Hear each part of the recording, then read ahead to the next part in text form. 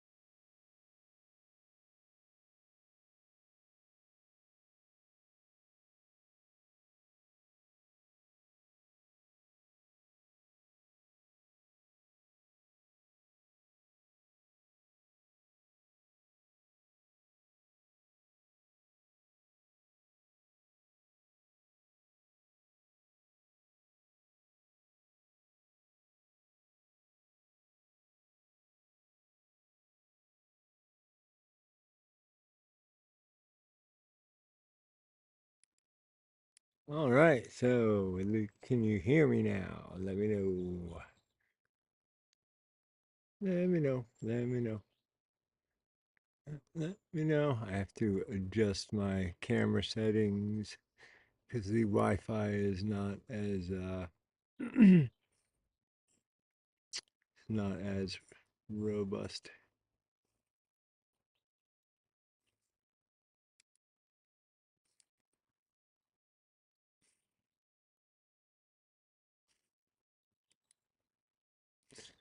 All right, one more second here. Let's see.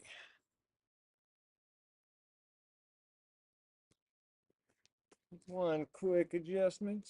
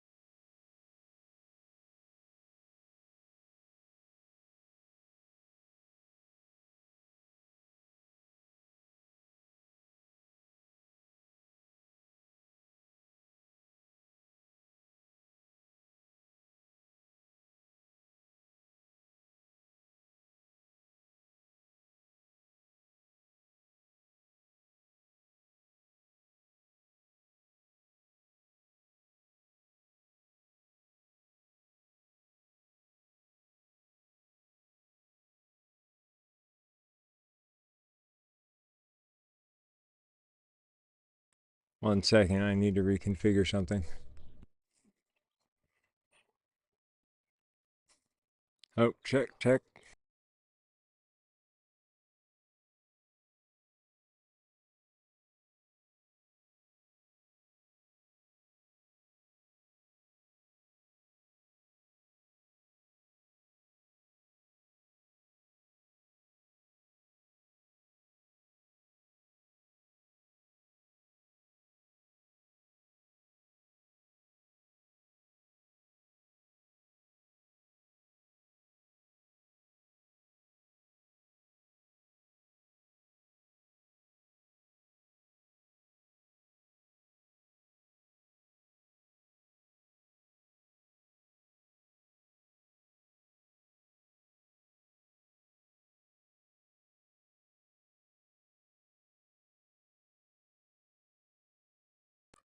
Due to the lovingness of an assistant, I found a or he found a workaround on how to get my Nikon back as my webcam.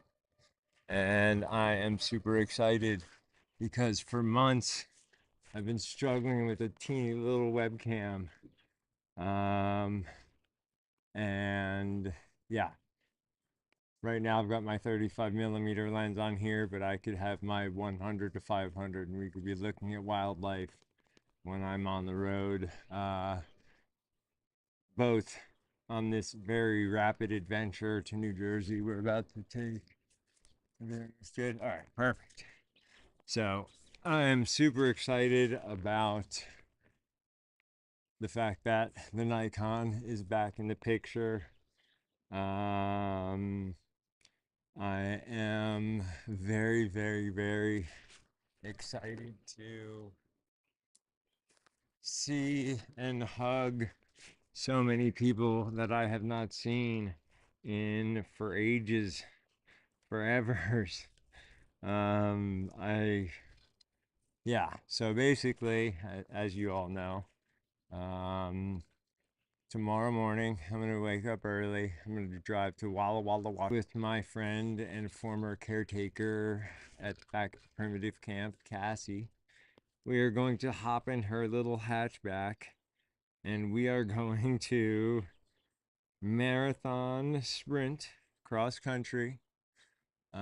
Get to New Jersey probably a day or so before the event, visit with some folks, and then go down, participate in the event, of course. And then we both we both have to be back here on the 5th because I've got classes to teach, including the upcoming Diamond of Oneness class, which I don't know if it when I originally designed this, I had no means of getting anywhere. And due to the pay what you will schedule and also the help from a very generous, amazing, awesome human being who's given me so many hours of my life back by helping me with little things on my website and in other ways, I'm filled with for so many things. For my friend who has put up with me leaving my crap everywhere as I try to put back a life, put together my life, put my life back together. After the last 4-year tornado, and you know, for the first time in a very, very, very long time, I have been waking up happy in the mornings, ready to take on the day, and it's reflected in my teaching and my presence in general. Unfortunately, the other day, did somebody got into my buddy's garage somehow, and because I had all my tools out, they were the ones that got taken. So I lost a lot of tools, some that had a lot of sentimental value, but those can be replaced. At least nobody was hurt or anything like that. So um, I'm thankful So I am going to keep tonight's episode very, very short, because, as I mentioned, I have to get up in the morning, drive 5-ish hours to Walla Walla, and I still have about 15 hours worth of things to do, including, um, it already does, Mark. This already gets rare when it comes to going someplace. I have to, realistically think, what am I going to need for, X amount of days? So here's a cool thing. Well, one bad thing first. Uh, for those of you who are looking forward to the start of today's, what would have been today's movement class, I chose to postpone those out of the last minute ability to go attend my father's celebration of life. And that would have been just about the only thing that would have, you know, it's going to be take things pretty drastic for me to postpone from here on out, because I personally can no longer not hold up to my word. And, with the popularity of the pay what you will and the messages I get every day, and the fact that, I was just able to make a car payment, and pay, the Starlink bill so that, um, we can broadcast during the trip all the cool things we're going to see, feels good. And I feel like me going there is necessary to close the circle and allow that last puzzle piece that I've been searching for 4 years now to kind of slowly and click. I have the irony in all of this is the worst of the worst days. Last May, up until the beginning of last May, my life was horrible. I wouldn't eat dinner till 11. I was sleeping 4 hours a night on average for a year, banging my head against the wall, just trying to make ends meet. And then I started to have a series of visions and premonitions and omens, that started with a red-winged blackberry on a pond, meets and continues to this day. But one of the most ironic things is that right in the middle of the event is going to be when I consider what I call my rebirth and my rebaptism to nature, when I was in the middle of Alaska at 3 in the morning. Um, is all happening right around this time. And I can so clearly see things. And, by no means, you know, definitely I ask that you please all help me continue to spread the word about the Pay What You Will program. Um, I had to postpone some of the dates, move around just a little bit, but I am going to be bringing my computer with me and working from the road, creating some new classes. Um, and I'm just going to keep adding classes. And then once I get on the road, then, I'll start letting you know where I'll be staying, how long I'll be there, and I'll be able to be booked for, uh, private in-home or wherever I may be at the time, instruction. Give me 1 second here. In the Because one of my biggest blind spots in life, especially when I get, panicked, or not panicked, but, bombarded from too many angles, is I tend to just run around like a madman.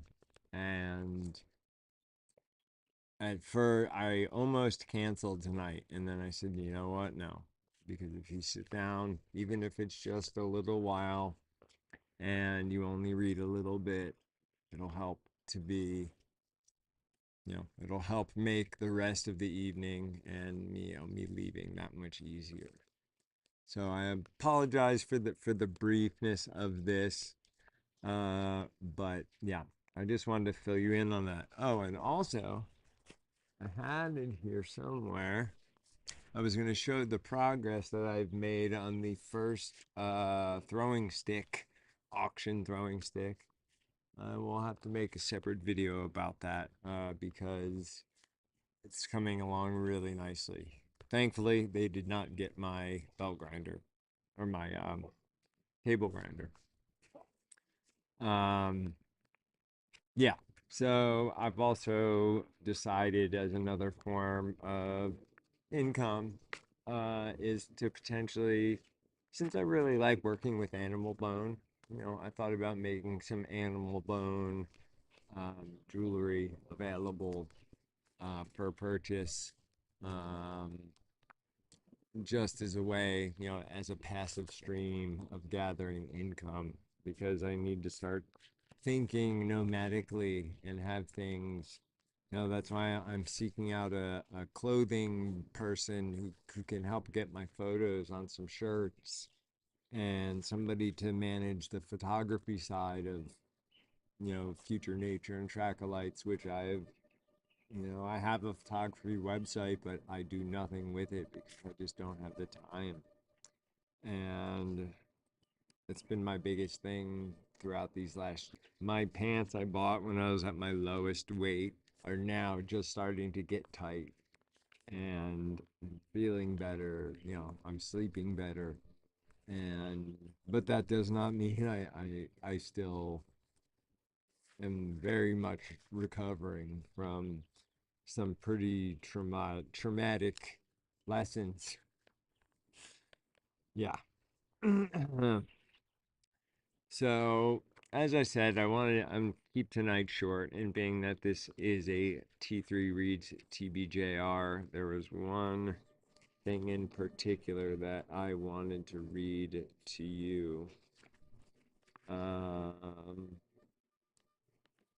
Where is it?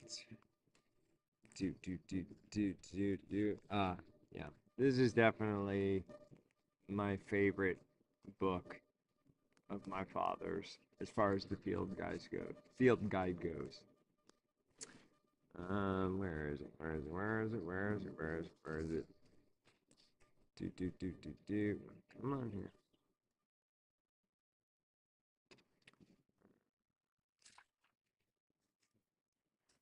One second. Where did it go?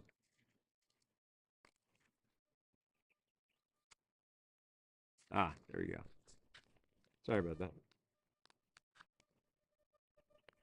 So, one thing I've been so thankful to get back into again is photography and videography. And I'm actually working on my first kind of art video piece in a long time. Um, and it's made me remember to always look small, to be like the mice people. One of the most powerful things we can do for our awareness is you are able, this is why at the standard class is you do the animal forms, you know, where you're doing the bear one because everything looks different when you're at an animal's height. So the reason I love macro photography so much is that it forces you to look small, and in order to look small, you have to look at everything else first.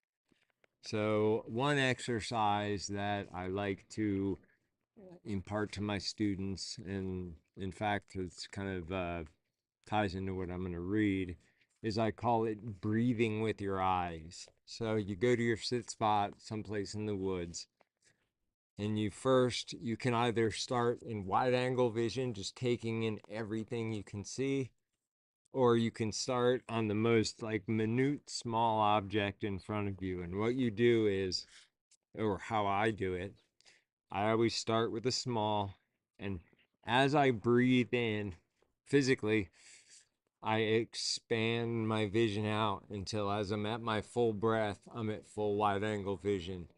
And then I breathe out and I ratchet my vision back down.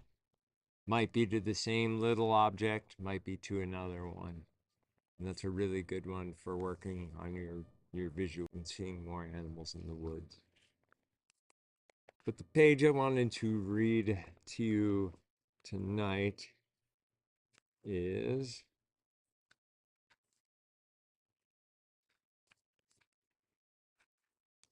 where did it go?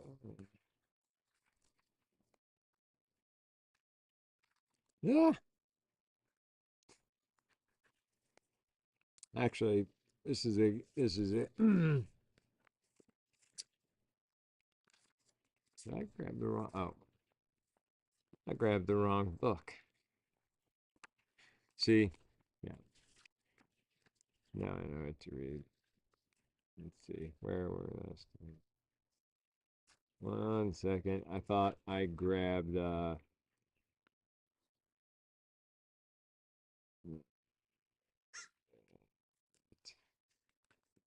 Yes, here we go. So with our last time we did a reading, we talked about using our senses, how modern society has atrophied our physical senses because we no longer, most of us, um, no longer have predators chasing us. When I was up in Alaska on this day last year, you'd be amazed at what being around moose that will kill you because, if they're babies, grizzly bears, and wolves that could literally come out of the bush at any moment. You'd be amazed at what it does for your awareness. um, it's an interesting feeling. Um, Being that we're so visually oriented, that's why I teach wide angle vision first. Get your eyes working the way they were designed to. And then, our second sound, at least in nature, that we're going to use is our hearing. And we're at a disadvantage in the animal world when it comes to hearing.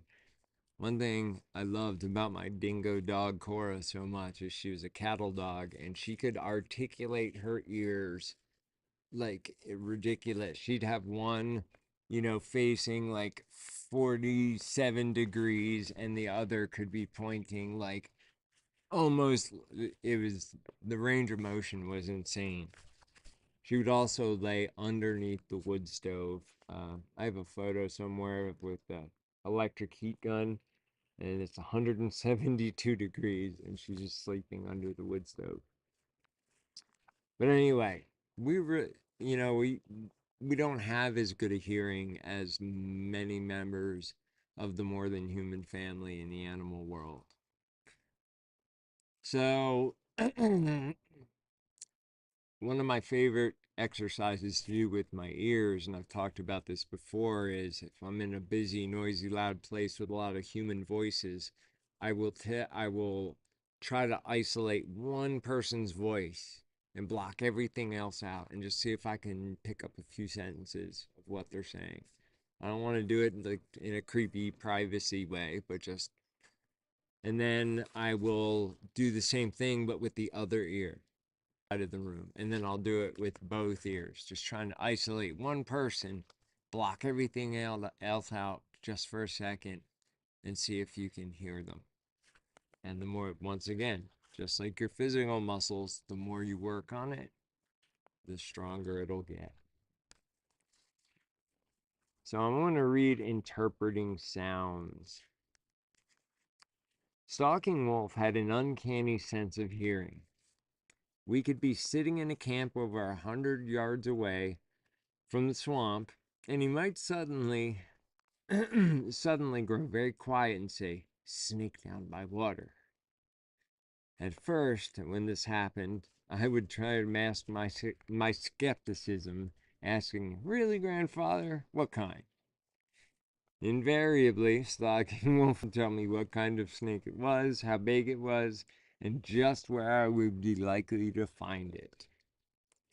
Then I would stalk quietly down to the swamp, sneak up on whatever, and invariably find just what Stalking Wolf said I would find. He was always right. It seemed that nothing passed him. In fact, every time Stalking Wolf, every time Rick and I left home for the Pine Barrens, we were sure Stalking Wolf could hear us coming as soon as we slammed the back door. For a man in his 80s, Stalking Wolf's hearing was exceptionally good. But even more amazing was his ability to interpret what he heard. He did not actually hear the snake in the swamp, but he did hear many of the birds and other animals that were affected by it. So I'm going to cut in real quick. So here in the Pacific Northwest, we have a bird known as a Steller's jay. They're beautiful. They have a crest, and they look black or from afar, but they're this iridescent purple color, and they're beautiful. And they have. I've learned through my time in nature here and that they have an alarm call for humans. They have an alarm call for bobcats. They have an alarm call for coyotes. They have an alarm call for mountain lions. They have just crazy call parties for no reason whatsoever.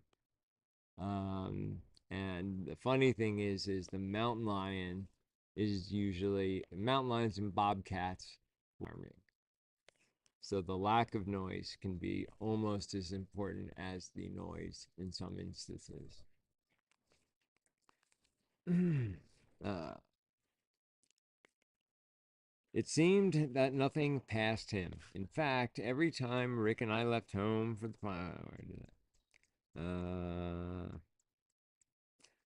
but he did hear many of the birds and other animals that were affected by it. He heard which birds were how they were scolding. He heard which animals had grown silent and which one made sounds that indicated they were intimidated or frightened by something in the area. Something he didn't even hear what was going on in the swamp, but could sense the reverberations from an event down there that showed up in the animals around him. The snake, for example, affected not only the croaking of the frogs, but also the activities of the pine squirrel in a nearby tree, and the chattering of the pine squirrel. Oh, wait, and the squirrel altered the nested building activities of the warblers and towhees next to our camp. Stalking Wolf could trace his domino effect all the way back to its source. As an Indian scout, Stalking Wolf knew that nothing happens that does not affect everything else. That every animal sends ripples of reaction through the other residents in its neighborhood, just like a rock thrown into a water sends concentric waves to the far corners of a pond. Some of these signs are auditory and some are visual, but it takes a lot of dedication and practice to be able to read them accurately. I cannot hope to teach these things in a book. I can only say, if you stay open and curious, listening with an ear for the whole orchestra, you will eventually piece together the puzzle of sound in the wilderness.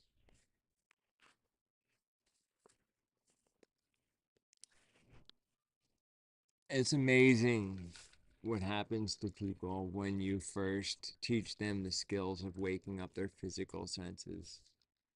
And as I said, some of us, your physical senses might be atrophied for, half a century. So it takes a little while. It doesn't take as long as building physical muscles if you've dedicated at practicing it. But everything takes on a whole new sheen. It's like a veil is lifted off your eyes, and all of a sudden, you hear things with your eyes and see things with your ears. The other day I had a conversation with somebody who is upset about something, and the her voice vibrated my being in a way that I 100% knew that what she was saying, like, she truly 100% believes, whether it was true or not. um and these are just some of the many things that I've come upon in this last year since, in fact, on my calendar, recurring, May 20th, I have as Transformation Day. So when I eventually become a kind, benevolent emperor and, make us all get along, that will become a international holiday. But yeah, so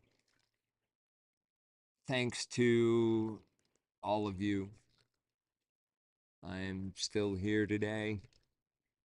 I am far smarter, far wiser, far less gullible in the ways of business. And the dangerous part is I'm actually starting to have fun again. And that's when things are going to get interesting. So I'm going to end it from there. One thing I will say is that subscribe to my YouTube, hit the bell icon, because when we're on this road trip and I pop on a live stream, you may only have like 5 minutes notice or 2 hours notice. So instead of multiple places, it's just easier to do them on YouTube. So yeah, it'll always alert you, when I'm about to start streaming. So I will also be kind of compilating the footage as a whole when I return home and making that into a documentary, which I'll post as well. And last but not least, to those of you who have been there for me when others have not, there are not words in any language on how much gratitude I have for sticking by my side,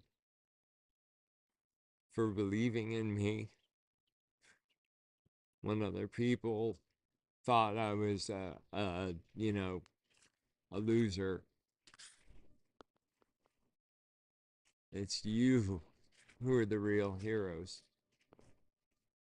Because of your help, your help is gonna help me help millions of people. I am no longer bound by the chains of the past. I may ruminate on them from time to time, but they don't hold sway over me anymore. Because all that I am is now. Future is not guaranteed. Live it up.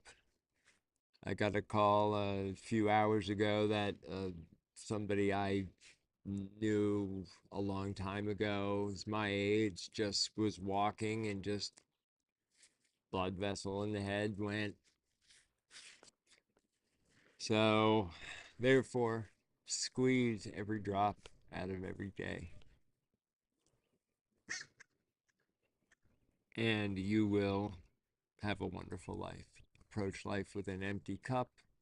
Remember, everyone and everything you come into contact with has the ability to teach you something. Oh, and I didn't even tell you guys that I actually saved somebody's life yesterday. I'll do that real quick, and I'm not doing it in a braggadocious manner. So getting ready, I'm going on this huge road trip. I realized my first aid kit needed some refreshing. So I went to a local Walgreens. And there was a guy sitting kind of far down the end of the building. And, when I was walking into the store, he was drinking something out of a cup. And I could see he was houseless. And I was in the store for 15 minutes, bargain shopping band-aids. And I come out and he's just slumped up against the building. And just as I tunnel my vision in on him, the wind blows and blows this branch out of the way, and the sun hits his face, and I can see his lips are blue. And I think overdose. I run to my car. I put on my Gore-Tex gloves. I put on my rubber gloves. I got my Narcan out, which I carry everywhere. I gave him 2 doses and stayed with him until the ambulance came. And, as somebody who is, you guys know my past, 30 years ago plus, I was an opiate addict. Uh, I recently lost one of my favorite humans on earth to it. Um, but because of my knowledge and understanding of harm reduction and the fact that you can get things like Narcan, over the counter now and save lives is amazing. And the best part is yesterday morning I had an incredibly regimented day where I was computer until 2 and then run out for errands. But as soon as I woke up and turned on my computer, Intervision was like, errands now, errands now, errands now, errands now. And I'm like, oh, God, fine. Had I not listened to that voice, there may be one less person on this planet today. And, I hope that incident was a wake up call for him. And he makes the choice I did to have vitamin N be my drug of choice. That being nature, of course. All right, everybody. You will see me from the road here soon. Until then, peace, love, joy, and purpose. Thank you. Thank you. Thank you. Thank you. Thank you all. And yeah, as I mentioned, I'll still be updating the front page of my website every day. I will still be, doing all that stuff. Give as much advance notice on the streams as I can. And if everything works out right, we'll get to do a whatchamacallit. The next week's episode will be from the Pine Barrens. Until then, well, until the next time you see me live or a recorded video, get outside. I got to get on move.